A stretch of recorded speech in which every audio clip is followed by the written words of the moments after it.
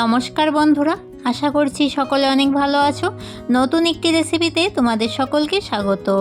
আজকে আমি বানিয়ে দেখাবো আলুর পরোটা। এইভাবে খুব সহজে তোমরাও বাড়িতে এই পরোটাটি বানিয়ে নিতে পারবে। তাহলে চলো রেসিপিটি দেখে নিই। আলুর পরোটা করার জন্য এইখানে কিছু আলু ধুয়ে নিয়েছি। এবারে আলুগুলো সেদ্ধ করার জন্য আলুগুলোর মাঝখান বরাবর কেটে নিচ্ছি। এতগুলো আলু আমার আলুর পরোটা করার জন্য লাগবে না। আমি কিছু আলু তরকারি করব বলে একসাথেই আলুগুলোকে সেদ্ধ করে নেব।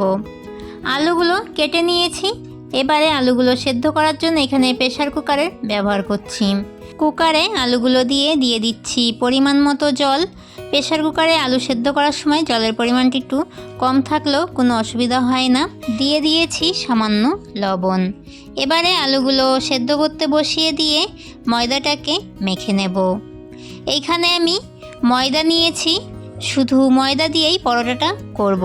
তোমরা চাইলে এখানে আটা ব্যবহার করতে পারো। দিয়ে দিলাম স্বাদ মতো লবণ, একটুখানি চিনি, সাদা তেল দিয়ে ময়দাটাকে খুব ভালো করে মেখে নিচ্ছি। এবারে সব উপকরণগুলো ময়দাটার সাথে প্রথমে মিশিয়ে নিয়েছি, পরে অল্প অল্প জল দিয়ে একটা ডো মতো করে নেব। আলুর পরোটা করার জন্য ময়দার ডোটাকে বেশি শক্ত কিংবা বেশি নরম করতে হবে না, মিডিয়াম করে মেখে নিতে হবে। এখানে আমি এই যে মেখে নিয়েছি, বেশি শক্ত কিংবা বেশি নরম করিনি। দিয়ে দিচ্ছি সামান্য ঘি। ঘিটা ময়দাটার গায়ে ভালো করে মাখিয়ে নিয়ে আমি 15 মিনিটের জন্য রেখে দেব। এইদিকে আলুগুলো অনেক আগেই সেদ্ধ হয়ে গেছিলো। আমি নামিয়ে স্টিমটা বের করে আলুগুলো তোমাদেরকে একটু দেখিয়ে দিচ্ছি। দেখো কত সুন্দর সেদ্ধ হয়েছে। এইভাবে প্রেসার কুকারে 2টো সিটি দিয়ে নামিয়ে নিলেই আলুগুলো সুন্দর সেদ্ধ হয়ে যায়। আলুর উপরের খোসাটা ছাড়িয়ে নিয়ে আলুগুলোকে গ্রেট করে নিচ্ছি। এইভাবে আলুগুলোকে গ্রেট করে নিলে আলুতে কোনো রকম দানাদার কিছু থাকবে না, আর পরোটাগুলো বেলার সময় পরোটাগুলো খুব সুন্দর বেলা হবে। আলুগুলোকে গ্রেট করে নিয়ে এবারে আলুর মশলাগুলো দিয়ে আলুটাকে ভালো করে মেখে নেব।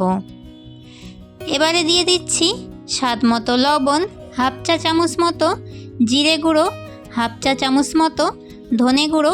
এইখানে আমি ঝালের জন্য একটুখানি শুকনো লঙ্কার গুঁড়ো ব্যবহার করছি। আর দিয়ে দিচ্ছি কস্তুরি মেথি। এবারে এই দিকে আমি পেঁয়াজ কুচি, ধনেপাতা কুচি আর একটুখানি লঙ্কা কুচি নিয়েছি। সব কিছুকে একসাথে দিয়ে আলুটাকে খুব ভালো করে মেখে নেব। এই কস্তুরি মেথি কিংবা কসুরি মেথি তোমরা যে কোনো বড় গ্রসারির দোকানে পেয়ে যাবে। এই কস্তুরি মেথির জন্য আলুর পরোটাটা খেতে আরও অনেক ভালো লাগে। আলুটাকে খুব ভালো করে মেখে নিয়েছি। দিয়ে দিচ্ছি হাফ চা চামচ মতো ঘি দিয়ে আলুটার সাথে খুব ভালো করে মেখে নেব। পরোটার জন্য আলুটা খুব ভালো করে মেখে নিয়েছি, সাইড করে রেখে দিয়ে ময়দাটাকে দেখে নেব। ময়দাটা প্রায় 15 থেকে 20 মিনিট হয়ে গেছে। ময়দাটা খুব ভালোভাবে সেট হয়ে গেছে। আর একটু ভালো করে মেখে নিয়ে পরোটার জন্য লেচিগুলো করে নেব। তোমরা যারা প্রথম আমার চ্যানেলে আমার ভিডিও দেখছো, আমার চ্যানেলটিকে সাবস্ক্রাইব করে দিয়ে পাশে থাকা বেল আইকনটি অল করে রাখার অনুরোধ রইল, যাতে আমার নিত্য নতুন রেসিপিগুলো তোমরাই প্রথমে দেখতে পাও। পরোটার জন্য লেচিগুলো একটু বড় বড় করেই কেটে নিতে হবে। পরোটার জন্য লেচিগুলোকে করে নিয়েছি। এবারে বেলে নেব। বেলন চাকিতে দিয়ে দিচ্ছি ময়দা দিয়েই পরোটাগুলোকে এইভাবে বেলে নিতে হবে। রুটিটাকে প্রথমে একটু বড় করে বেলে নিতে হবে। তারপরে আলুর পুরটা ভেতরে দিয়ে রুটিটাকে ভালো করে মুড়িয়ে গোল করে নিয়ে আবারও বেলে নিতে হবে। এইভাবে পরোটাগুলো বেলে নিলে আলুর পুরটা ভেতরে একদম ভালোভাবে ছড়িয়ে যাবে।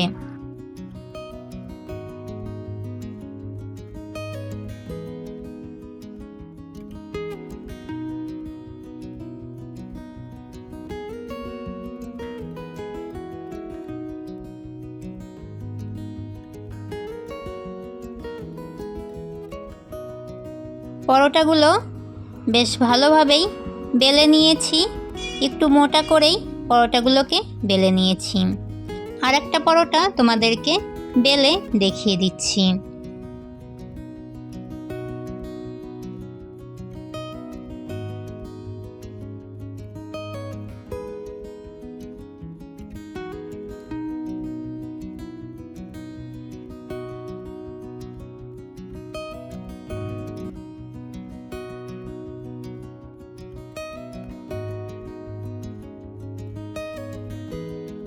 আমি তোমাদেরকে দুটো পরোটা প্রথমে বেলে দেখিয়ে দিলাম, বাকিগুলো যখন আমি ভাজবো তখন বেলে ভেজে নেব।